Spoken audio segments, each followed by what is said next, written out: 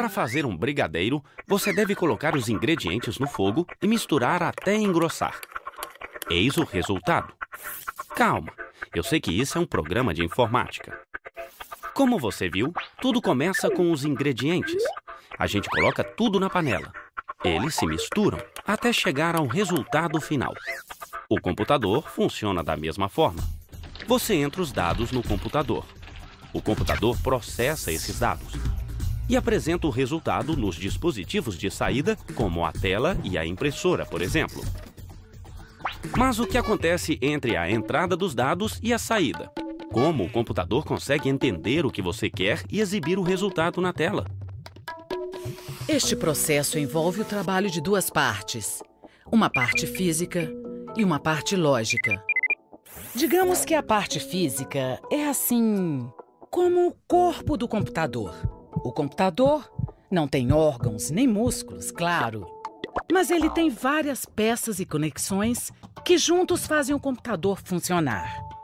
No ser humano, o sistema nervoso faz a conexão entre as diversas partes do corpo. O computador não tem sistema nervoso, mas ele tem uma placa-mãe. A placa-mãe permite que todas as partes de seu computador recebam energia e comuniquem-se entre si. O computador também não tem cérebro, mas tem um processador que fica dentro da placa-mãe. O processador comanda todas as outras partes, incluindo o teclado, o monitor e o mouse. O processador serve para processar informações.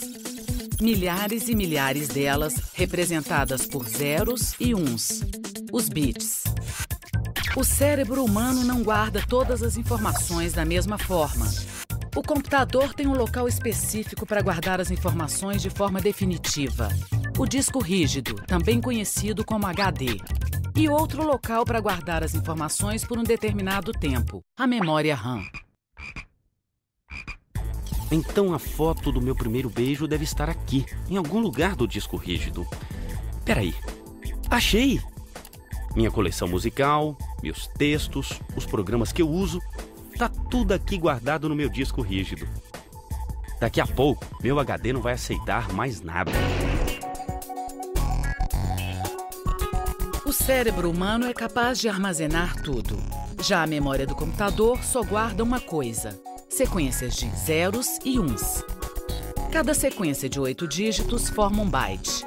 A capacidade do HD é medida em número de bytes que ele consegue guardar. Nem todo ser humano processa e armazena as informações da mesma forma. Tem gente que não consegue guardar nem o próprio número de telefone. A capacidade de armazenamento também não é a mesma em todos os computadores. Os HDs dos computadores atuais podem guardar bilhões e até trilhões de bytes. A capacidade dos HDs de armazenar informação cresce com tanta rapidez que é capaz dessa informação ficar defasada antes mesmo deste vídeo chegar ao fim. E não podia ser diferente. Antes, o computador servia para fazer texto, planilhas, coisa do tipo. Esses arquivos não ocupam tanto espaço. Um computador hoje pode ter jogo, vídeo, música, milhares de fotos. Haja espaço para armazenar tanta informação. A memória do ser humano é praticamente um mistério para a ciência. Tem gente que come gengibre, faz palavra cruzada e até uma ginástica mental criada em algum lugar exótico. Tudo para expandir a memória. No caso do computador, nada disso funciona. Quando o HD do computador chega ao limite, as opções são: trocar o computador, instalar o novo HD, fazer uma faxina geral, ou guardar parte dos arquivos em dispositivos como o CD, o DVD ou o pendrive. Os pendrives funcionam como um pequeno HD móvel que a gente pode levar para todo canto. Por isso, é muito usado para transferir informações de um computador para outro. Mas, onde a gente estava antes de começar a falar sobre isso? Ah, a gente estava falando do tal hardware, a parte física do computador. Assim como o homem, os computadores podem ter formas diferentes. Em alguns computadores, a placa-mãe e outros elementos ficam reunidos em um gabinete separado da tela e do teclado. No caso do computador portátil, todos os componentes ficam reunidos em uma única peça. O monitor é o principal meio de comunicação entre o homem e a máquina. Existem diferentes tipos de monitor. A tela do monitor LCD é formada por pequenas células de cristal líquido entre duas placas de vidro. Atrás de cada ponto da tela existem 3 lâmpadas, uma azul, uma verde e uma vermelha. Os cristais líquidos funcionam como uma persiana, controlando a quantidade de luz. A tonalidade de cada ponto destes depende da quantidade de luz que passa pela persiana. O tamanho e a resolução variam de monitor para monitor. O tamanho é medido na diagonal, em polegada. A resolução é medida em pixels. Um pixel é a menor unidade da imagem. Quanto mais pixels o monitor tiver, maior a resolução do monitor. O termo resolução é usado para descrever o nível de detalhe de uma imagem. Alguns monitores funcionam com o toque do dedo. Mas essa tecnologia ainda não é muito utilizada em computadores pessoais. Para comunicar com o computador, a maioria de nós usa mesmo o mouse e o teclado. O mouse é uma espécie de extensão das mãos de uma pessoa. Ele serve para controlar o movimento do cursor na tela do computador. Existem vários tipos de mouse. Alguns, para controlar o movimento, possuem uma bola em sua parte inferior. Outros funcionam a laser. Os mouses podem vir com um ou mais botões. Esses botões servem para dizer à máquina o que ela deve fazer. Com eles, é possível arrastar itens, desenhar, abrir arquivos. Usar o mouse é que nem dirigir.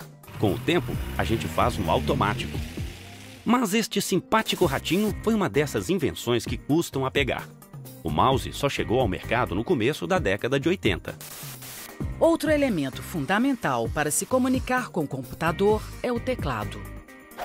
Todas essas partes formam o corpo do computador, o hardware. Mas o computador não tem só um corpo feito de aço, silício e outros materiais. Tem coisas que a gente não pode tocar, mas que a gente usa o tempo todo, certo? Tudo que aparece na tela do seu computador é o software.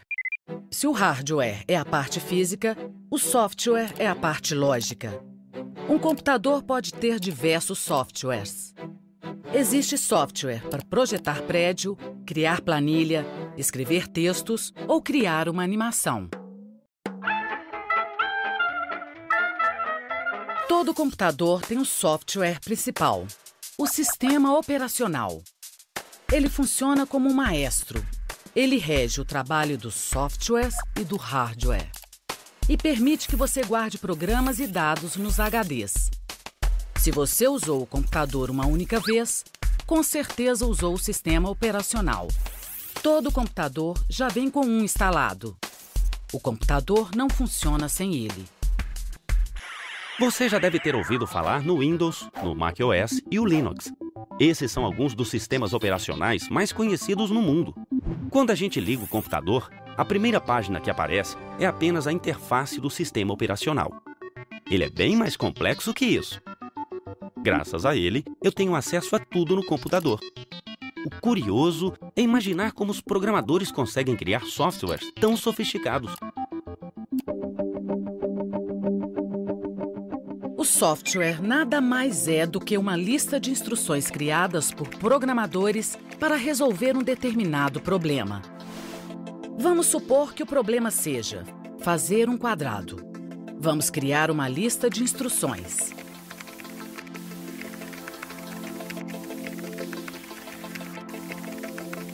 Para fazer este quadrado, usamos 2 comandos.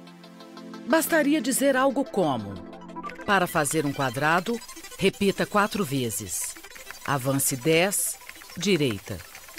Como se trata de uma operação comum, poderíamos utilizar apenas a instrução seguinte: Quadrado.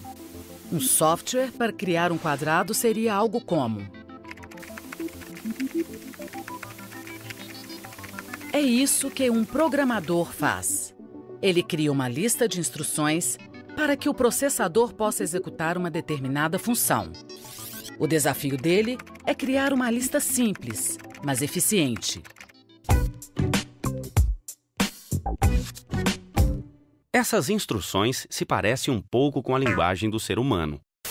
Mas os primeiros computadores não eram nada amigáveis. Era preciso usar códigos cabeludos para fazer até operações simples. O computador apresentava esse código na forma de uma porção de luzinhas, como nos antigos filmes de ficção científica. Esses eram os computadores antigos, com muito hardware e pouco software.